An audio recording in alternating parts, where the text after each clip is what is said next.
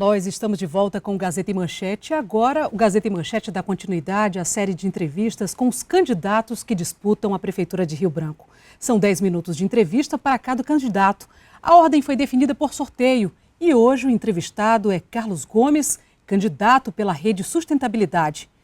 Boa noite, candidato. Seja bem-vindo ao Gazeta em Manchete. Boa noite, Mara.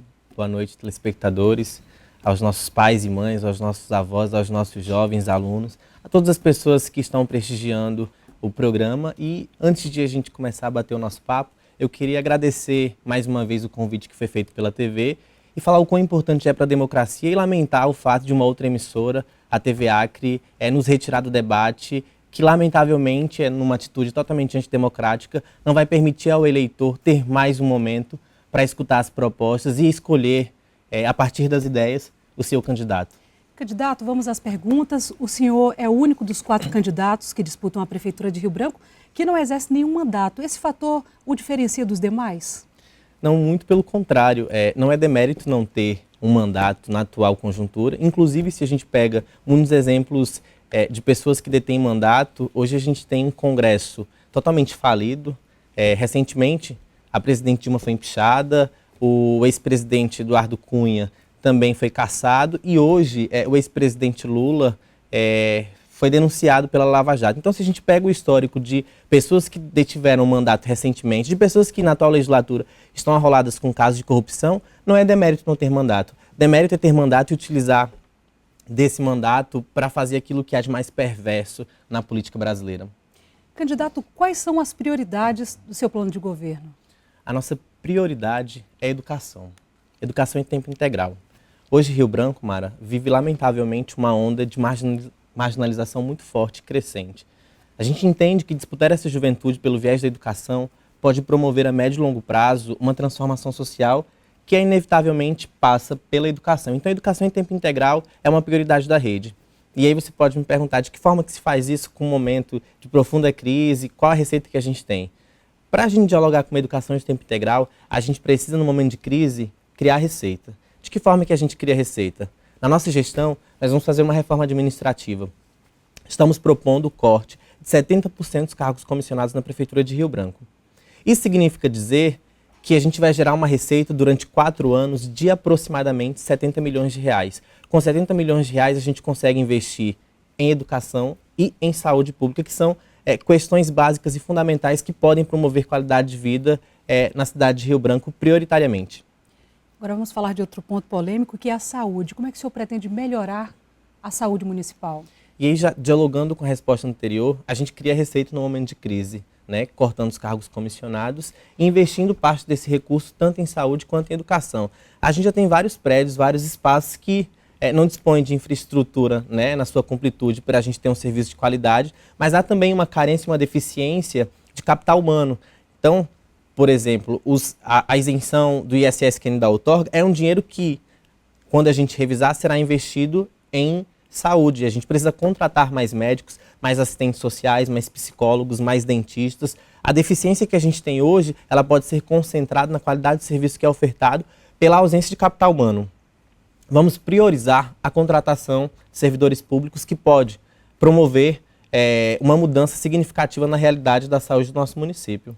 Agora vamos falar da mobilidade urbana. Como é que o senhor pretende melhorar a mobilidade urbana de Rio Branco?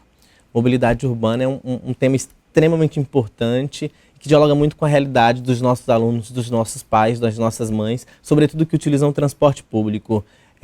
Antes de a gente discutir mobilidade urbana, a gente precisa discutir o que compõe a mobilidade urbana. Então, no transporte público, no que concerne o transporte público, a nossa proposta é revisar a isenção do ISS que ainda outorga. O atual prefeito candidato à reeleição, é importante que se diga, porque eu acho que o debate transparente ele passa pela realidade dos fatos.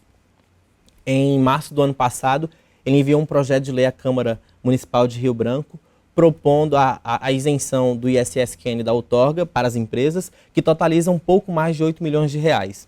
A condicionalidade para essa isenção era congelar a tarifa até dezembro de 2016. Lamentavelmente, em dezembro do ano passado, o prefeito, juntamente da sua base, reajustou a tarifa para mais, de R$ 2,90 para R$ 3,00, e manteve a isenção, quebrando a condicionalidade anterior. A gente vai revisar isso. Não que somos contrários à isenção, mas a isenção ela tem de vir com uma contrapartida social, Mara. E a contrapartida social, ela vem com a manutenção de postos de trabalho no momento de profunda crise.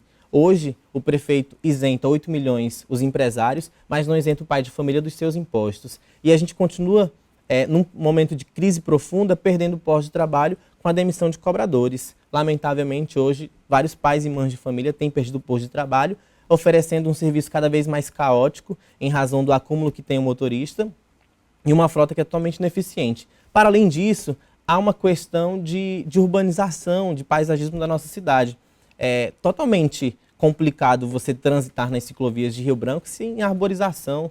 O sol, o calor, é totalmente desconfortável para quem quer ter uma diversificação do transporte em Rio Branco de forma limpa, sustentável. Então a gente pensa que priorizar a arborização, sobretudo das ciclovias, revisar a política de isenção do ISS que ainda outorga para os transportes públicos, a gente pode mudar já de forma significativa a questão da mobilidade urbana na cidade de Rio Branco.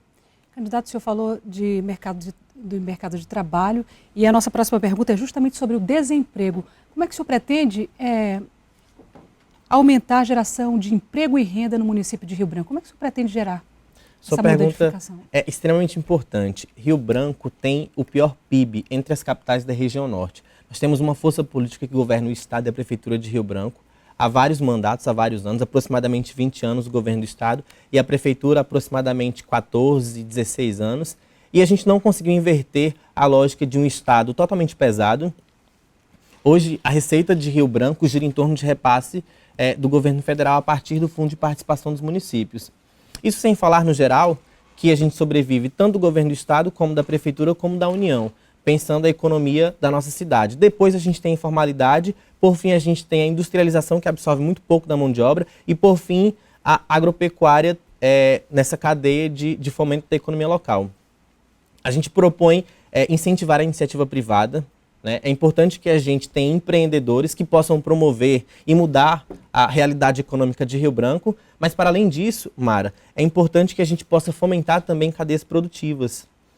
A gente viveu até pouco tempo, em 2014, uma crise de desabastecimento em razão da cheia do Rio Madeira. Isso reforçou um outro aspecto da nossa economia, que é a nossa incapacidade produtiva. Anos de gestão de uma mesma força política que não conseguiu sequer produzir o que pudesse abastecer a cidade de Rio Branco e, quiçá, o estado do Acre. A gente está propondo linhas de crédito e assistência técnica também para a gente inverter a lógica econômica de Rio Branco.